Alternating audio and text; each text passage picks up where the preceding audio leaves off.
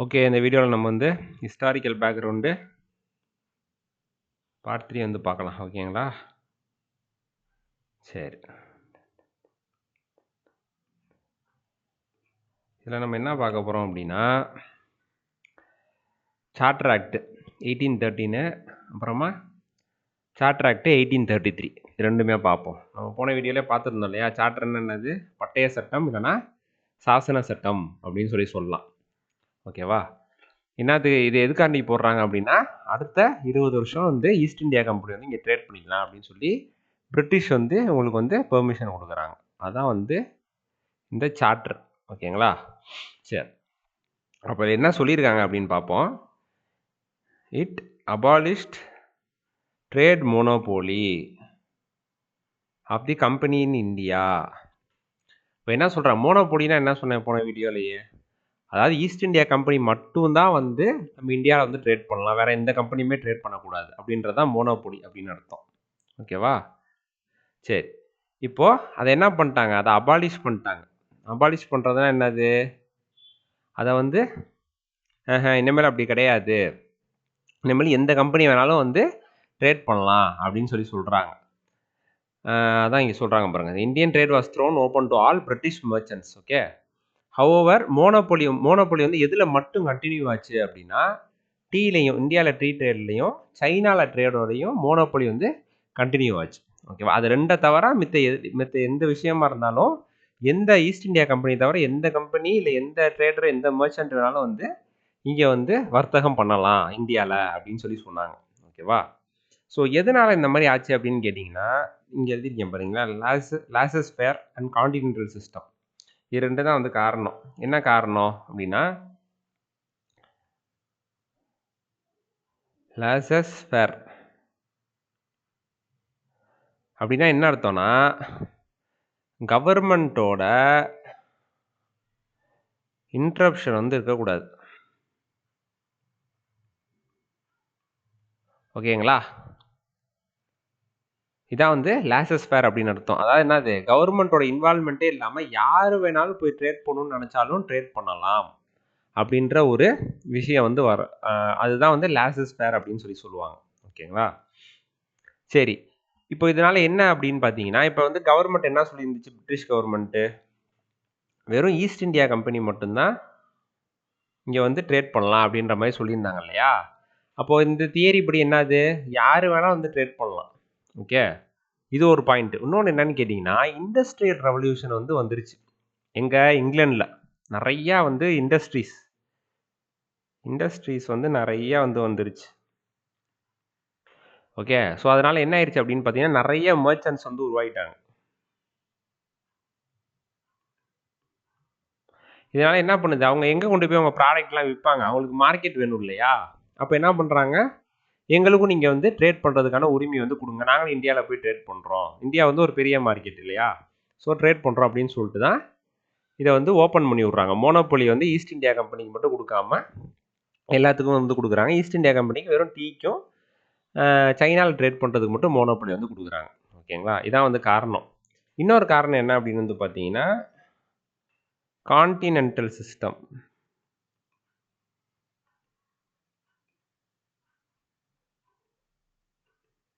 ஓகேங்களா? கான்டினென்டல் சிஸ்டம்னா என்னது? நெப்போலியன் இருந்தார் இல்லையா? ஓகே, இவர் வந்து பார்த்தீங்க அப்படின்னா என்ன பண்ணி வச்சுருந்தார் அப்படின்னா, யூரோப்பில் உள்ள எல்லா போர்ட்ஸையும் பிரிட்டனுக்கு வந்து போர்ட்ஸ்னா துறைமுகம். ஓகேவா? பிரிட்டனுக்கு வந்து க்ளோஸ் பண்ணி வச்சுருந்தார். ஓகேவா? ஸோ அதனால் அவங்களுக்கு இப்போ எங்கே போய் வந்து ட்ரேட் பண்ணுறதுன்னு தெரில. அப்போ வந்து நெப்போலியன் மேலாதிக்கம் வந்து ஜாஸ்தியாக இருந்துச்சு இல்லையா அந்த டைமில். ஸோ அதனால் இப்போ மர்ச்சன்ட்ஸ்லாம் என்ன பண்ணுறாங்க? ஆல்டர்னேட்டிவ் மார்க்கெட்ஸ்க்கு வந்து பார்க்குறாங்க. ஆல்டர்னேட்டிவ் அப்படின்னா வேற எங்கே போகலாம்? இப்போ இங்கே க்ளோஸ் ஆயிடுச்சு, அப்போ வேற எங்கேயாவது போய் தானே ஆகணும். அப்போ எது கண்ணுக்கு தெரியுது? இந்தியா. இதுவும் ஒரு காரணம். இது ரெண்டு தான் முக்கியமான காரணம். ஒன்று இது, இன்னொன்று கான்டினென்டல் சிஸ்டம். ஓகேங்களா? ஸோ இதனால தான் என்ன ஆகுது? மோனோபோலி வந்து கம்பெனிக்கு வந்து மோனோபொலி கம்பெனிலேருந்து பிடுங்கிட்டு என்ன பண்ணுறாங்க, டீலையும் சைனா கிட்ட மட்டும் வச்சுக்கிட்டு இந்தியாவில் எல்லாத்துக்குமே வந்து ஓப்பன் பண்ணி விட்டாங்க. ஓகே, இது ஒரு காரணம். சரி, அடுத்து என்ன சொல்கிறாங்க, it asserted the sovereignty of the British crown over the company's territory in India. சாவர்னிட்டினா என்ன, இறையாண்மை அப்படின்னு சொல்லுவோம் இல்லையா தமிழில், அதுதான். ஸோ பிரிட்டிஷ் க்ரௌன் இருக்காங்கல்ல, க்ரௌன்னா அங்கே கிங் இல்லை குயின் இருப்பாங்க இல்லையா, அவங்க தான். அவங்க வந்து பார்த்தீங்கன்னா கம்பெனி டெரிட்டரி எல்லாமே யாரு கீழே வரும், பிரிட்டிஷ் க்ரௌனோட இறையாண்மை கீழே தான் வரும். அதாவது இறையாண்மைனா என்னது, அவங்க நினச்சபடி என்ன முடிவு வேணாலும் எடுக்கலாம். ஓகேவா. ஸோ இது வந்து ஒரு விஷயமா இந்த ஆக்டில் வந்து சொல்கிறாங்க. ஓகே, இதுவும் எத்தனை வருஷத்துக்கு தான், இதுவும் 20 இயர்ஸுக்கு தான். ஓகேவா, எல்லாமே 20 இயர்ஸுக்கு தான். 20 இயர்ஸுக்கு என்ன பண்ணுறாங்க, எக்ஸ்டெண்ட் பண்ணுறாங்க.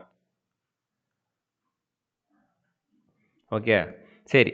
It allowed the Christian missionaries to come to India for the purpose of enlightening the people. அப்படின்னா என்ன அர்த்தம், கிறிஸ்டியன் மிஷனரிஸ்லாம் வந்து இந்தியாவுக்கு வந்து வரலாம். எதுக்கு, மதத்தை பரப்புறதுக்கு. இது வரைக்கும் உங்கள் மதத்தை பற்றி பேசவே இல்லை. ஓகேவா, இப்போ தான் என்ன பண்ணுறாங்க, மதத்தை பற்றியே பேசுகிறாங்க இந்த ஆக்டில், 1813 ஆக்டில். சரி, it provided for the separate spread of western education among the inhabitants of the British territories in India. அப்படின்னு என்ன அர்த்தம், வெஸ்டர்ன் எஜுகேஷனுக்காண்டி இங்கே நம்ம இந்தியாவில் வந்து இம்ப்ளிமெண்ட் பண்ணணும் அப்படின்னு சொல்லிட்டு என்ன பண்ணுறாங்க, ஒரு 1 lakh வந்து ஒதுக்குறாங்க. ஓகேவா, ஆனால் இது வந்து பார்த்தீங்கன்னா சரியாக வந்து நடைமுறைப்படுத்தப்படல. சொன்னாங்க இந்த மாதிரி வந்து சயின்ஸு இந்த மாதிரி விஷயங்கள்லாம் கொண்டு வரணும். இதுவும் எதுக்காண்டி கொண்டு வரணும்னா, நம்மளை படிக்க வச்சு அவங்களுக்கு இல்லை வேலை பார்க்க வைக்கணும். அதுக்கு தான் அவங்களோட ஒரு சுயநலமும் இதில் இருக்குது. ஸோ அது வந்து சரியாக வந்து நடைமுறை வந்து படுத்தலை. இந்த losses ferry and continental system தான் நம்ம என்ன பண்ணோம், ஏற்கனவே பார்த்துட்டோம் இல்லையா.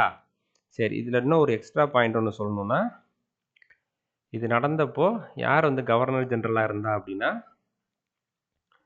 மார்க்யூஸ் ஹேஸ்டிங்ஸ்ன்னு சொல்லுவாங்க. ஹேஸ்டிங்ஸ் இவர் தான் வந்து கவர்னர் ஜெனரலாக வந்து இருந்தார். ஒரு சில இடத்துல வந்து லார்டு மின்டோ 1 அப்படின்னு கொடுத்துருப்பாங்க. ஹேஸ்டிங்ஸ் இருந்தால் ஹேஸ்டிங்ஸே போடுங்க, ஹேஸ்டிங்ஸ் இல்லைன்னா லார்டு மின்டோ 1. ஏன்னா இவர் போயிட்டு இவர் வருவார்.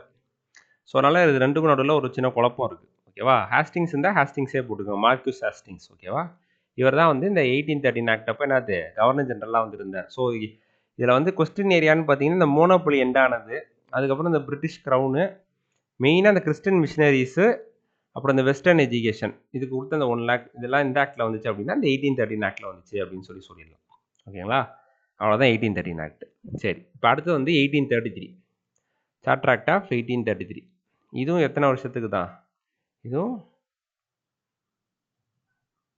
20 more இயர்ஸுக்கு தான். ஓகேங்களா, 20 வருஷமாக தான் வருது. இப்போ 1793 20, 1813 20, 1833 20. அப்போ அடுத்து என்ன, அது 1853 வரும் இல்லையா. நம்ம அடுத்த வீடியோவில் அதை பார்ப்போம். சரி, இதில் என்ன பண்ணுறாங்க, இதில் நிறைய சேஞ்சஸ் வந்து கொண்டு வராங்க. ஃபஸ்ட்டு விஷயம், கவர்னர் ஜெனரல் ஆஃப் பெங்காலை கவர்னர் ஜெனரல் ஆஃப் இந்தியாவாக மாற்றுறாங்க. பெங்கால்லேருந்து இந்தியாவுக்கு மாற்றுறாங்க. ஓகேவா, அப்போ என்ன அர்த்தம்னா மோர் பவர்ஸ் வருது. யாருக்கு, பெங்கால் கவர்னர் ஜெனரலுக்கு மோர் பவர்ஸ். பெங்கால் கவர்னர் ஜெனரலுக்கு மோர் பவர்ஸு. ஓகேங்களா, ஏன்னா கவர்னர் ஜெனரல் ஆஃப் இந்தியாவாக மாறிட்டார். இப்போ என்ன ஆயிடுச்சு பாருங்க, சிவில் அண்ட் மிலிட்ரி பவர்ஸ் வந்து யாருக்கு போயிடுச்சு, கவர்னர் ஜெனரல் ஆஃப் இந்தியாவுக்கு போயிடுச்சு. அந்த மாதிரி ஃபஸ்ட்டு கவர்னர் ஜெனரல் ஆஃப் இந்தியாவாக ஆனது யாருன்னா Lord William Bentinck. Okay, Lord William Bentinck இவர் தான் என்னது ஃபஸ்ட்டு கவர்னர் ஜெனரல் ஆஃப் இந்தியாவாக மாறாரு. ஏன்னா இவர் தான் இப்போ கவர்னர் ஜெனரல் ஆஃப் பெங்காலாக இருந்தார். இவர் வந்து இப்போ வந்து கவர்னர் ஜெனரல் ஆஃப் பெங்காலை தான் என்ன பண்ணுறாங்க, கவர்னர் ஜெனரல் ஆஃப் இந்தியாவை மாற்றுறாங்க இல்லையா. அப்போ இவர் தான் என்ன ஆவார், ஃபஸ்ட்டு கவர்னர் ஜெனரல் ஆஃப் இந்தியாவாக ஆவார். ஓகேவா, இது வந்து ஃபஸ்ட்டு விஷயம். இப்போ இதில் இன்னொரு விஷயம் நீங்கள் கவனிக்கணும். இதில் என்ன அப்படின்னா, இப்போ இவர் வந்து என்ன ஆயிட்டாரு, கவர்னர் ஜெனரல் ஆஃப் இந்தியாவாயிட்டாரா. அப்போ இங்கே ஒரு போஸ்ட் வந்து வேக்கண்ட் ஆகுது. கரெக்டா, இது கவர்னர் ஜெனரல் ஆஃப் பெங்கால், இது வேக்கண்ட் ஆயிடுது. ஏன்னா இவர் வந்து கவர்னர் ஜெனரல் ஆஃப் பெங்காலாக இருந்தார். இல்லைன்னா இப்போ என்ன சொல்லலாம், கவர்னர் ஜெனரல் ஆஃப் பெங்கால் கூட சொல்லலாம், governor of Bengal.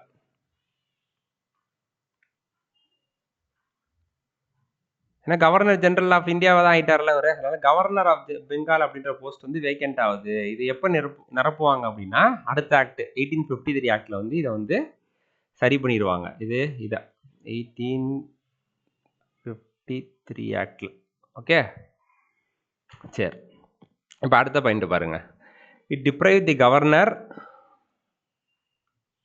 Of Bombay and Madras of the legislative powers. என்ன சொல்கிறாங்க? கவர்னர் எங்கெல்லாம் இருக்காங்க? பாம்பே மெட்ராஸ்லலாம் ஆல்ரெடி கவர்னர் இருந்தாங்க, நம்ம பார்த்துட்டே வந்தோம் இல்லையா மற்ற ஆக்ட்லலாம்.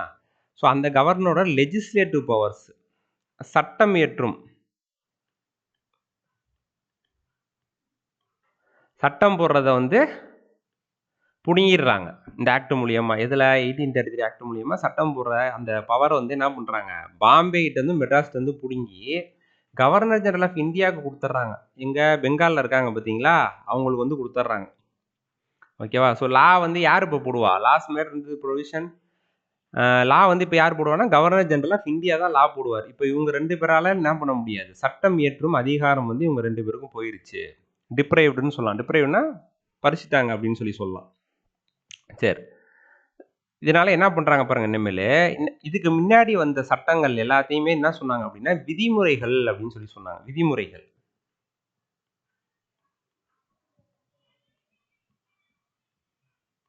விதிமுறைகள் என்னது? ஜஸ்ட் அது என்ன, ஒரு ரெகுலேஷன் தான். இன்னமேல் இப்போ மாற்றிட்டாங்க இல்லையா, அதனால இன்னமேல் வரக்கூடிய லாஸ்லாம் என்ன பண்ணு, ஆக்ட்ஸ்ன்னு சொல்கிறாங்க, அதாவது சட்டம்னு சொல்கிறாங்க. ஓகேவா? இது ஜஸ்ட் ரெகுலேஷன்ஸ் தான். இது வந்து என்னது, ஆக்ட்ஸ் அப்படின்னு சொல்கிறாங்க. ஓகேவா? ஸோ அவ்வளோதான். இது வந்து இது கேட்குறதுக்கு வாய்ப்பு இருக்குது. ஓகேவா? சரி, இப்போ அடுத்து என்ன பண்ணுறாங்க அப்படின்னா கவர்னர் ஜெனரல் ஆஃப் இந்தியாவோட கவுன்சில் இருக்கு இல்லையா, நம்ம முன்னாடிலேருந்து பார்த்துட்டு இருந்தோம். எக்ஸிக்யூட்டிவ் கவுன்சில் ஒன்று பார்த்துட்டு வரோம். ஃபஸ்ட்டு என்ன பண்ணாங்க, 4 பேர் வச்சாங்க, அப்புறம் 3 ஆக்குனாங்க. இப்போ திருப்பி இந்த ஆக்டில் என்ன பண்ணுறாங்க, 4 பேர் ஆக்குறாங்க. யார் அந்த 4th மெம்பரு? லா மெம்பர். யார்? மெக்காலி. ஓகேங்களா? ஸோ இவர் தான் என்னது 4th மெம்பராக வந்து உள்ளே வந்து வராரு. என்னவா வராரு? லா மெம்பராக வராரு. அவர் பேர் யார்? Lord Macaulay. இதில் வராரு எக்ஸிக்யூட்டிவ் கவுன்சில். யாரோட executive council? Governor general of இந்தியாவோட எக்ஸிக்யூட்டிவ் கவுன்சில். அதில் வந்து 4th மெம்பராக வராரு. நம்ம பார்த்தோம் இல்லையா, ஃபஸ்ட்டு என்னது 1773 ஆக்டில் 3 பேர் இருந்தாங்க, சாரி 4 பேர் இருந்தாங்க கரெக்டாக, எக்ஸிக்யூட்டிவ் கவுன்சிலு. அது ப்ளஸ் ஒரு கவர்னர் ஜெனரல். ஓகேவா? அதுக்கப்புறம் என்ன பண்ணாங்க, பிட்ஸ் இந்தியா ஆக்டில் 4 3 ஆக்குனாங்க. இப்போ மறுபடியும் 3 என்ன பண்ணுறாங்க, இந்த ஆக்டில் 4 ஆக்கிட்டாங்க. சரிங்களா? சரி, இப்போ அடுத்து பாருங்க. It entered the activities of the East India Company as இந்த லார்ட் மெக்கலே இருக்கார் பார்த்தீங்களா, இவர் வந்து பார்த்தீங்கன்னா நிறையா ரீஃபார்ம்ஸ் வந்து பண்ணியிருப்பார். நம்ம பின்னாடி பார்க்கலாம் அது என்னன்னு. It entered the activities of East India Company as commercial body. Commercial பாடியாக இனிமேல் வர்த்தகம் மட்டும் நீ பண்ணுறதுக்கான ஒரு கம்பெனி நீ வந்து கிடையாது. அது East India Company purely administrative body. இனிமேல் நீ என்ன பண்ணணும், சட்டம் இயற்றி என்ன பண்ணணும், அட்மினிஸ்ட்ரேஷன் பண்ணணும், மக்களை வந்து பார்க்கணும், அந்த இடத்துல நடக்கிற எல்லா விஷயத்தையும் வந்து கவனிக்கணும், சட்டம் இயற்றணும், கம்பெனியை எக்ஸ்பேண்ட் பண்ணணும். இவ்வளோ வேலைகள் இருக்குது, நீ வர்த்தகத்தை மட்டும் பார்த்துட்டு இருக்கக்கூடாது. ஸோ கமர்ஷியல் பாடியிலேருந்து இப்போ என்ன ஆகுது, அட்மினிஸ்ட்ரேட்டிவ் பாடி ஆகுது. எது? East India Company. சரி, it provided the company's territory in India were held by in trust for his majesty his heirs and his successors. ஓகேவா? யாருக்கு? மெஜஸ்டினா யார்? அங்கே க்ரௌனு. எங்க இங்கிலாண்டில் இருக்காங்க இல்லையா, அவங்களோட வாரிசுங்களுக்கு கம்பெனி ஸ்டேட் வந்து சொந்தமானது அப்படின்னு இந்த ஆக்டில் வந்து சொல்கிறாங்க. ஓகேவா? சரி, அடுத்து என்னன்னு பார்ப்போம். இங்கே பாருங்கள், இந்த ஆக்டில் இன்னொன்று என்ன நடக்குதுன்னா யூரோப்பியன்ஸ், அதாவது இங்கிலாந்து மட்டும் இல்லை, யூரோப்பியன்ஸ் யாராக இருந்தாலும் இங்கே வந்து சொத்து வாங்கலாம், சொத்து வாங்கும் உரிமை வந்து கிடைக்குது. அப்புறம் அபாலிஷன் ஆஃப் ஸ்லேவரி எப்போ இந்தியாவில் எப்போ நடந்திருக்கு? 1843. 10 வருஷம் கழிச்சு. இந்த ஆக்ட் எப்போ வந்துச்சு? 1833 வந்துச்சு கரெக்டா? 1833 இந்த ஆக்ட் வந்திருக்கு.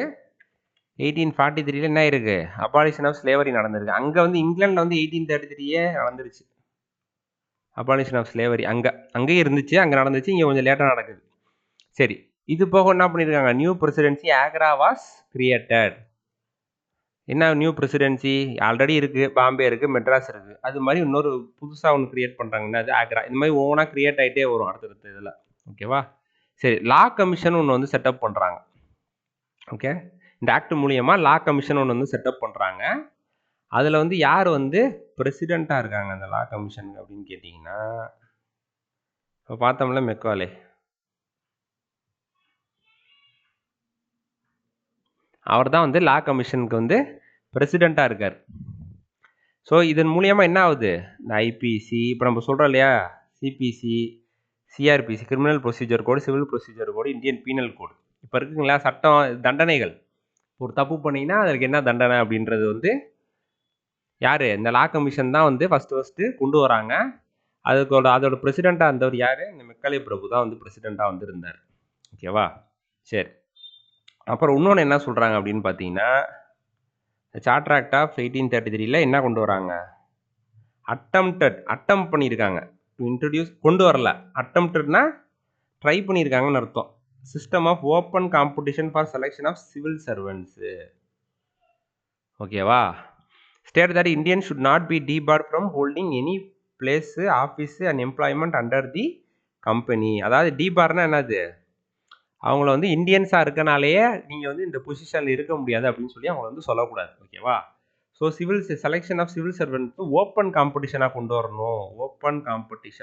வரணும் அப்படின்னு ட்ரை பண்ணியிருக்காங்க. ஆனால் கொண்டு வர முடியல. இதை ஏன் கொண்டு வர முடியல அப்படின்னு கேட்டிங்கன்னா, இது யார் எதிர்த்துருக்கா, opposition from the court of directors. நம்ம பார்த்துட்டே வரோம்ல, சிஓடி எத்தனை பேர், 24. அதுக்கப்புறம் என்ன பண்ணாங்க, பிட்ஸ் இண்டியா ஆக்டில் பிஓசின்னு ஒன்று கிரியேட் பண்ணாங்க. கரெக்டாக? அது எத்தனை பேர், போர்ட் ஆஃப் கண்ட்ரோல், அது ஒரு 6 பேர். கிரியேட் பண்ணதுக்கப்புறம் இவங்கள்ட்ட இருந்து பவர்ஸ் ஃபுல்லாக இவங்கள்ட்ட போயிடுச்சு. நான் அப்போயே சொன்னேன், அந்த ஆக்டில் நான் சொல்லியிருப்பேன், இந்த மாதிரி வந்து சிவில் சர்வெண்ட்ஸை வந்து அப்ளை பண்ணுற, அதாவது இந்த கம்பெனிக்கு வந்து வேலை பார்க்க வராங்க இல்லையா, அவங்கள வந்து அப்பாயிண்ட் பண்ணுறதுக்கான உரிமையை மட்டும் இந்த சிஓடிக்கு கொடுத்து வச்சுருந்தாங்க அப்படின்னு சொல்லி நான் சொல்லியிருப்பேன். நீங்கள் அந்த வீடியோ போய் பார்த்தீங்கன்னா உங்களுக்கு தெரியும். ஓகேவா? நான் சொல்லியிருப்பேன். ஸோ அதனால் வந்து பார்த்தீங்கன்னா, இவங்களுக்கு இப்போ என்ன பிரச்சனை ஆயிரும், ஏன் கோர்ட் ஆஃப் டைரக்டர்ஸ் வந்து எதிர்க்கிறாங்க, ஓப்பன் காம்படிஷன் வச்சுட்டா இவங்களால உள்ளே கொண்டு வர முடியாது. ஆக்சுவலாக இங்கிலாண்டில் வந்து பார்த்தீங்கன்னா ஒரு காலேஜ் இருந்துச்சு,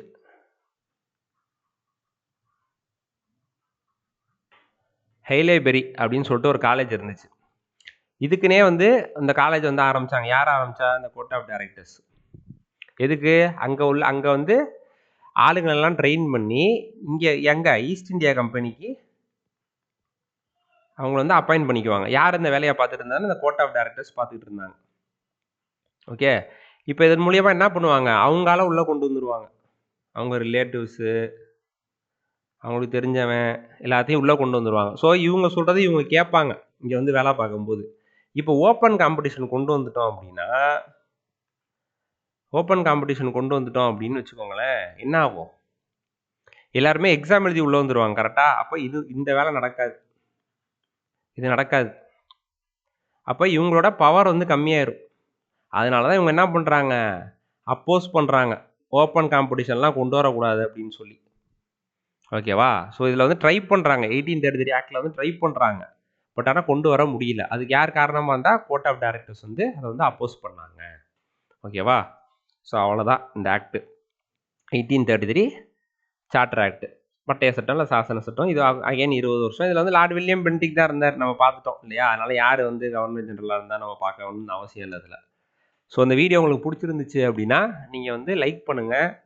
வேறு ஏதாவது உங்களுக்கு வந்து வேறு மாதிரி இந்த மாதிரி எடுக்கலாம் சார் கிளாஸு, இல்லை இந்த மாதிரி எடுத்தால் எனக்கு கொஞ்சம் சரியாக புரியல, இன்னும் கொஞ்சம் டீட்டெயிலாக சொல்லுங்கள், அந்த மாதிரி உங்களுக்கு ஏதாவது ஒரு ஃபீட்பேக்கு, இல்லை ஏதாவது ஒரு இந்த நான் கிளாஸ் எடுக்கிறதுல வந்து ஏதாவது ஒன்று மாற்றணும் அப்படின்னு உங்களுக்கு ஏதாவது தோணுச்சு அப்படின்னா கீழே வந்து கமெண்ட் செக்ஷனில் வந்து போடுங்க. ஓகேவா?